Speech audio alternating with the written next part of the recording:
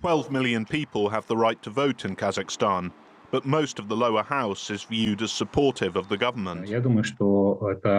I think that these elections will be another disappointment for citizens who, after the January events, expected serious changes, and in particular, a more open political system where parties participate on equal terms and compete with each other, and these parties reflect the interests of the voters themselves.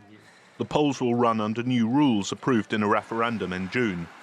Parties are obliged to ensure women, youth and people with special needs account for at least 30% of the party list. And independent candidates can also run.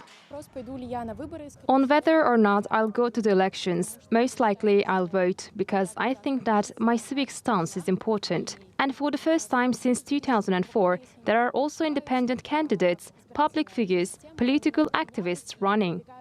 It is the latest in a series of reforms enacted by Kazakh President Kassym-Jomart Tokayev following nationwide protests in January last year.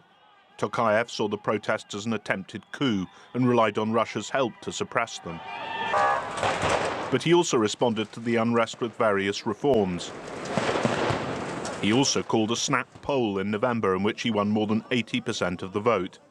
Tokayev has recently tried to diversify Kazakhstan's foreign relations, distancing the country from Russia by not backing the war in Ukraine while getting closer to Europe and the US. But Tokayev's reforms have so far been limited, leaving the power of the government largely unchallenged. So what we're witnessing is a show with more characters than before. It looks more captivating and dynamic, but the end goal of the authorities is the same. They want a controlled parliament. It will take more than these elections to bring full democracy to Kazakhstan. Rupert Stone, TRT World.